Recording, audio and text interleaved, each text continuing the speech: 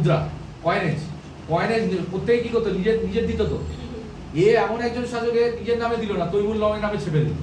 কি বললাম বুঝেছো? তার কারণ তার মনে ভয় কাজ করতে, যে যদি সে নিজের মতো করে শাসন করতে থাকে, তাহলে আবার যদি তৈমুর লং আক্রমণ করে, সে তো দেখেছে বিধ্বংসী আক্রমণ, বুঝে যাচ্ছে? তাহলে এটা তোমাকে এই জায়গাটা কিন্তু পরীক্ষায় দেয়, এটা বলে রাখলাম যে একমাত্র শাসক ছিল আর কি খিজির খাঁ, যে তৈমুর লংয়ের নাম করে তার নাম জপ করে যেত সারা, তার নাম করে তিনি মুদ্রা আর কি সংকলন করেছিলেন, তার নাম করে তিনি খুতবা পাঠ করেছেন। খুতবা বোঝো? খুতবা মানে হচ্ছে শপথ নেওয়া, সম্রাটের নামে এখন যেমন নেয় না, ওই যে শপথ নেয়, ঠিক আছে? তো ওরকমই খুতবা পাঠ করতে হয়। তাহলে কে তৈমুর লংয়ের নামে খুতবা পাঠ করেছে? মানে সাধারণত আমরা কি করি, ভগবানের নাম নিয়ে শপথ নাম করি, এর তৈমুর লংয়ের নাম নিয়ে করছে, मैं তৈমুর লং কি নাম পে শপথ लेता हूं, এরকম টাইপ, বুঝেছো?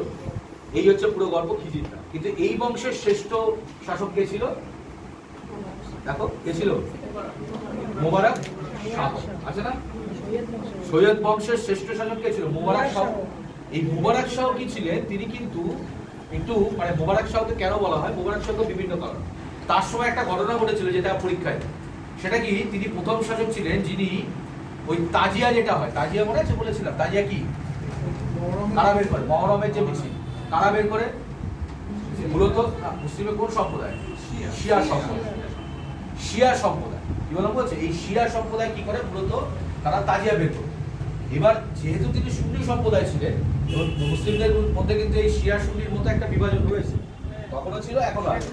এবার এরা যেহেতু কি ছিল, এরা যেহেতু সুন্নি ছিল, তিনি ঘোষণা করলেন যে এই যে তাজিয়া যেটা বের হয়, অর্থাৎ শিয়া সম্প্রদায় যেটা বের করে, সেখানে তারা কি করতে পারবে না, পবিত্র মহরম মানে পবিত্র কোরআন বই নিয়ে তারা বেরোতে পারবে।